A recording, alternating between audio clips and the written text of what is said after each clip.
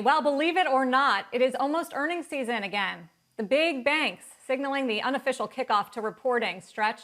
JP Morgan, Wells Fargo, Citigroup, all out with results starting this Friday. Our next guest is taking the mound with a pitch on one lesser-known name in the space that could be a total home run.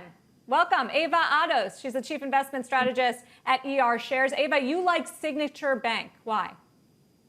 We like banks because in an inflationary environment, they can pass along costs and increase their margins. And we like Signature because it's not only a bank, but also a great growth entrepreneurial story. This is a bank that started 21 years ago with 50 million in assets, and they managed to grow them to 100 billion organically. And that's very unusual in this area where most banks grow through acquisitions. So we like their growth, exceptional growth, a net income margin of 46%. In fact, if you look at 155 global competitors in the space, this bank ranks as in the top 5 when it comes to its net income margin, and it's growing it by 63% a year.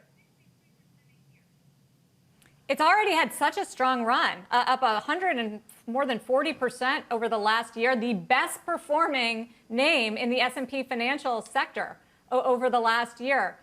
Why has it had such strong outperformance, and how can that continue?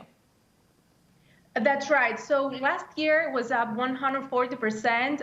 As you said, one of the top performers. But we believe they still have room to run. And the reason is they have very large deposit balances. They have over 60 billion in deposits. And right now they're generating 0%. When we start seeing the first interest rate hikes, for every 1% interest rate increase, this bank is going to be adding about 6% to its pre-tax income. So we can only be even more bullish going forward. Ava, thank you. It's good to talk to you. Having another good day, up 2%. So are traders buying Ava's pitch on Signature Bank? Tim. Look, I think Ava crushed it. That ball went straight over the center field fence, because this is a stock that has really crushed it and outperformed the XLF. But their digital asset growth, their crypto loans, and this has got a lot of fintech in it too. It should be treated as a growth stock, but I like the sector it's in. Mike? Hey, I mean, take a look at this thing trading about 20 times forward earnings. I mean, on a price to book value, maybe a little bit above their peers, but with this thing growing in the high 20s, I'd have to say, yeah, she did hit that one out of the park. I buy them on Signature Bank. I like it. Karen, what about you? I'm going to, even though I'm a value investor, and this is hardly value, but there is value there, it's just not cheap, I'm going to buy, and then that is my illegible signature.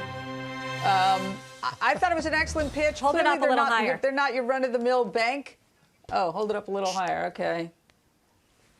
That's my illegible signature. Oh, there's the signature. I think, though, that it is sort of like a fintech. And I think that, the growth they've had, the margins that they have, it's expensive. One other thing, this could be a nice little acquisition for somebody.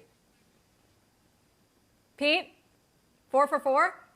Well, I got to say, yeah, I think it's a sweep, Sarah. When I look at this and I look at the organic growth and I look at the digital growth and I look at the loan growth and all of that, the only issue I have is what Karen mentioned, which is when I look at the price to book, or I think it may be Mike or Karen, the price to book is a little bit high. Outside of that, everything looks pristine. The balance sheet is awesome.